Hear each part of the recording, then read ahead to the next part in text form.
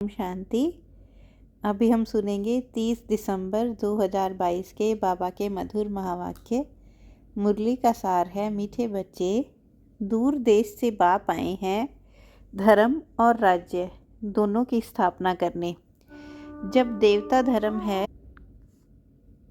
तो राजाई भी देवताओं की है, दूसरा धर्म व राज्य नहीं।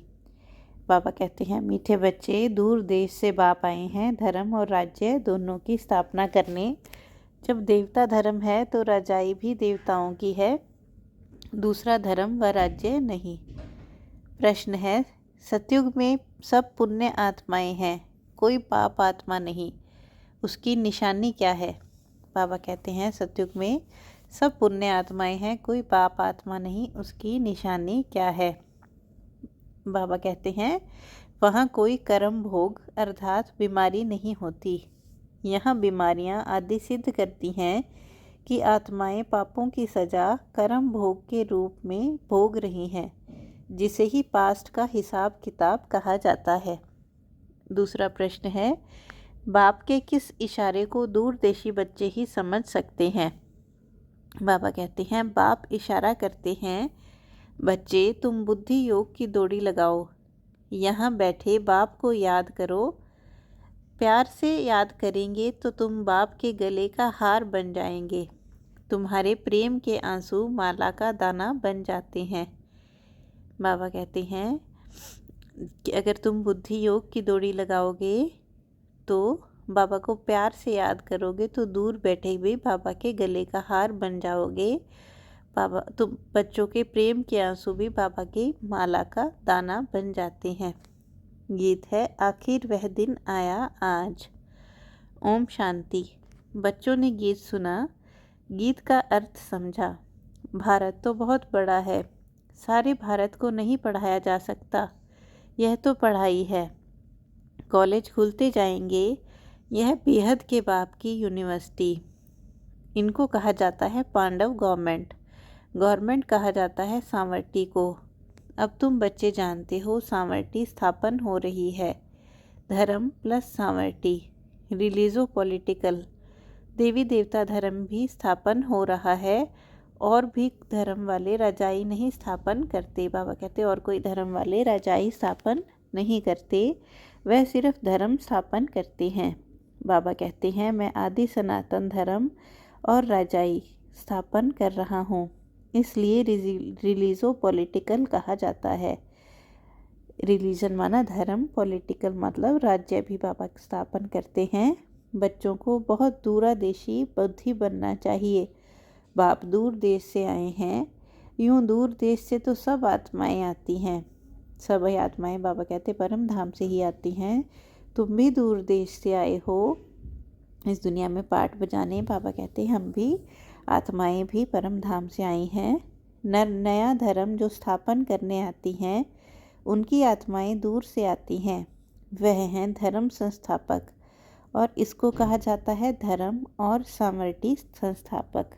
भारत में सांवरटी थी, माना राज्य था, महाराजा महारानी थे, महाराजा श्री नारायण, महारानी श्री लक्ष्मी। तो अब तुम बच्चे कहेंगे, हम श्रीमत पर चल रहे हैं। बाबा जिसको हम सब भारतवासी पुकारते आए हैं कि आओ आकर पुरानी दुनिया को बदल नई सुख की दुनिया स्थापन करो। पुराने घर और नए घर में अंतर तो होता है ना, बुद्धि में नया मकान ही याद रहता है।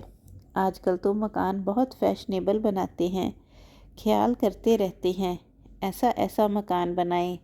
तुम जानते हो हम अपना धर्म और राजाई स्थापन कर रहे हैं। स्वर्ग में हम हीरे जवाहरों के महल बनाएंगे। दूसरे धर्म वाले ऐसे नहीं समझते।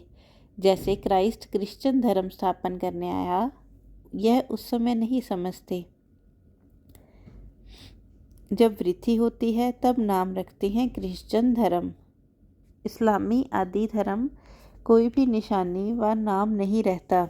बाबा कहते जब नई दुनिया स्थापन होती है, तुम्हारी निशानी शुरू से लेकर अभी तक चलती रहती है। लक्ष्मी नारायण के चित्र हैं, यह भी जानते हो इन्हों का राज्य सतयुग में था। तुमको यह ज्ञान वहाँ नहीं होगा कि पास्ट में किसकी राजधानी थी, फ्यूचर में किसकी राजधानी होगी। सिर्फ प्रेजेंट को जानते हैं बस। अभी तुम पास्ट प्रेजेंट फ्यूचर को जानते हो। पहले पहले हमारा धर्म था, फिर यह धर्म आए हैं। संगम पर ही बाप बैठ समझाते हैं। अभी तुम त्रिकालदर्शी बन गए हो। सतयुग में त्रिकालदर्शी नहीं होंगे, वहाँ तो राजाई करते रहेंगे और धर्मों का नाम निशान नहीं होगा। अपनी मौज में राजाई करते रहेंगे। अभी तुम सारे चक्र को जानते हो। मनुष्य यह तो नहीं जानते कि बरोबर देवी देवता धर्म था, परंतु वह कैसे स्थापन हुआ, कितना समय चला, यह नहीं जानते हैं। तुम जानते हो सतयुग में इतने जन्म राज्य किया, फिर त्रेता में इतने जन्म लिए। इन्हों को भी जानना पड़ेगा। बच्चे जानते हैं बरोबर बेहद का बाप हमको पढ़ाते हैं। तुम जानते हो कृष्ण की आत्मा यह बहुत जन्मों का अंत का जन्म है, ब्रह्मा बाबा का इनमें ही आकर प्रवेश किया है। इनका नाम ब्रह्मा जरूर चाहिए।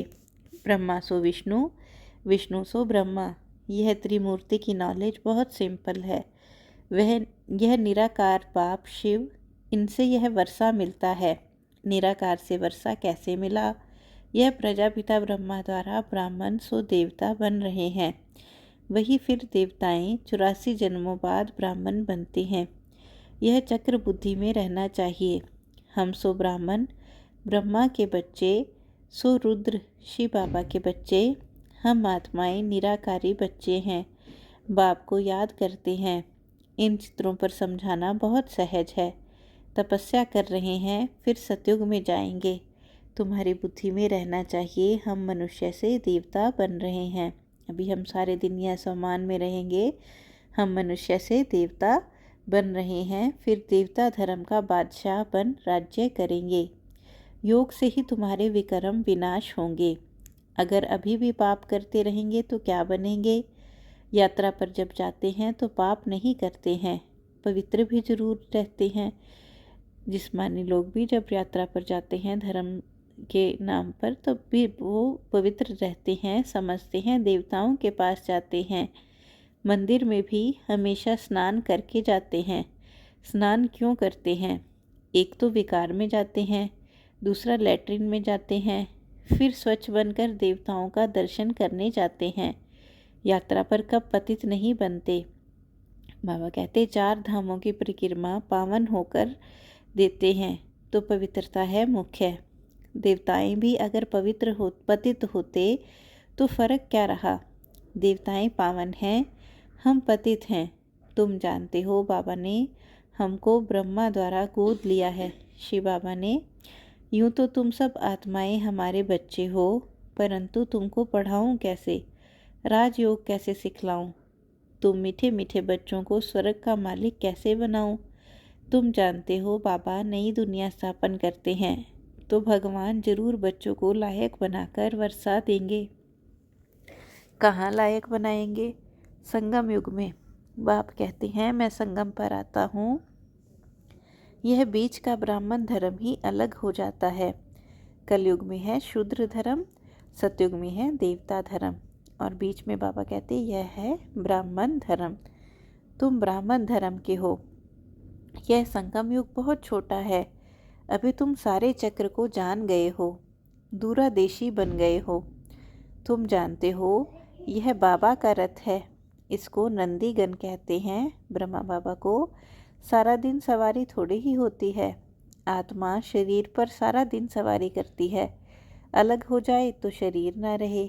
बाबा तो आ जा सकता है, शिव बाबा तो आ जा सकता है, क्योंकि उनकी अपनी आत्मा है। ब्रह्मा बाबा की अपनी आत्मा है, तो मैं इनमें सदैव नहीं रहता हूँ, सेकंड में आ जा सकता हूँ।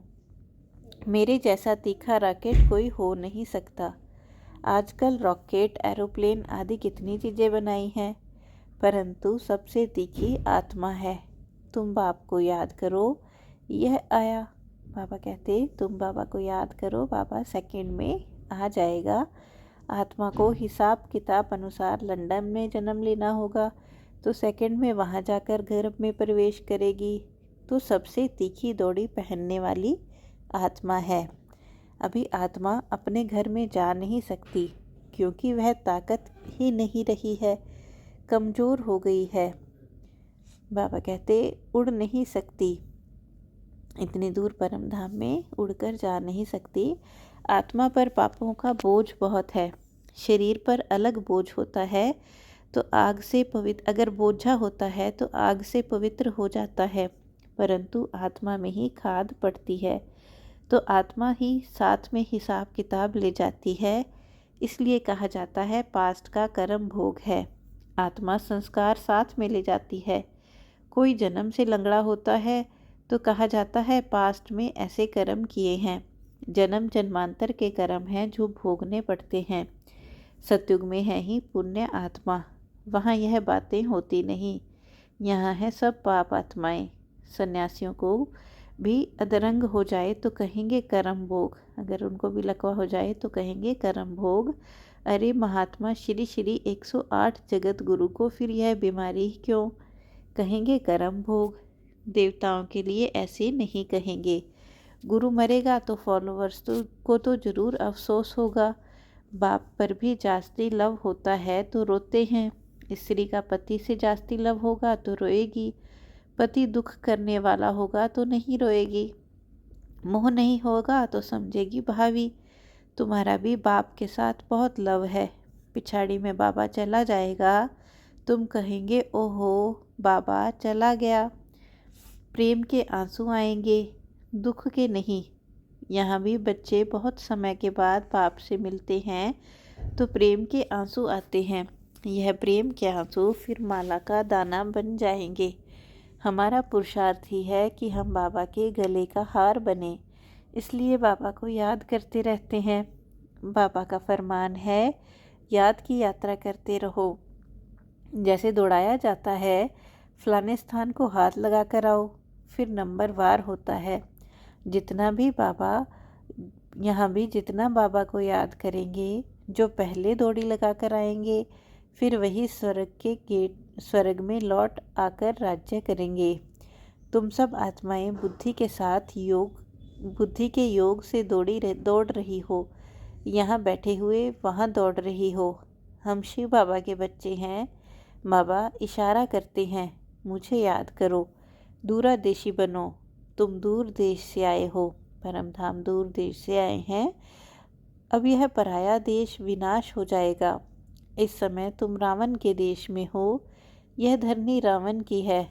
फिर तुम बेहद के बाप की धरनी पर आएंगे, वहाँ है राम राज्य। राम राज्य बाप स्थापन करते हैं। फिर आधा में रावण राज्य ड्रामानुसार नूंधा हुआ है। आधा कल्प बाबा कहते रावण राज्य नूंधा हुआ है। यह सब बातें तुम बच्चे ही जानते हो, इसलिए तुम प्रश्न पूछते हो। कोई नहीं बता सकेगा। अगर कहें आत्मा का फादर गॉड फादर है, अच्छा तुमको उनसे क्या वर्षा मिलना चाहिए। यह है पतित दुनिया। बाप ने पतित दुनिया तो नहीं रची है। कोई को तो समझाना बहुत सहज है, चित्र भी दिखाना पड़े। त्रिमूर्ति का चित्र कितना अच्छा है। कायदे अनुसार त्रिमूर्ति शिव का चित्र कहाँ है नहीं। ब्रह्मा को दाढ़ी दिखाते हैं, विष्णु और शंकर को नहीं दिखाते हैं, उनको देवता समझते हैं। ब्रह्मा तो प्रजापिता है, कोई ने कैसे बनाया है। अभी तुम बच्चों की बुद्धि में यह सब बातें हैं और कोई की बुद्धि में नहीं आती हैं। जैसे बावरे हैं, रावण को क्यों जलाते हैं कुछ पता नहीं। रावण है कौन, कब से आया, कह देते हैं अनादिकाल से जलाते हैं। तुम समझते हो यह आधा कल्प का दुश्मन है। दुनिया में अनेक मतें हैं, जिसने जो समझाया वह नाम रख दिया। कोई ने महावीर नाम रख दिया। अब महावीर तो हनुमान को दिखाते हैं, यहाँ आदि देव महावीर क्यों नाम रखा है। मंदिर में महावीर महावीरनी और तुम बच्चे बैठे हो। उन्होंने माया पर जीत पाई है, इसलिए महावीर कहा जाता है। तुम भी अनायासी अपनी जगह पर आकर बैठे हो। यह तुम्हारा यादगार है, वह है जड़। तुम भी फिर भी चित्र जरूर लगाना पड़े, जब तक चैतन्य के पास आकर समझे। दिलवाड़ा मंदिर का राज बहुत अच्छा समझा सकते हो।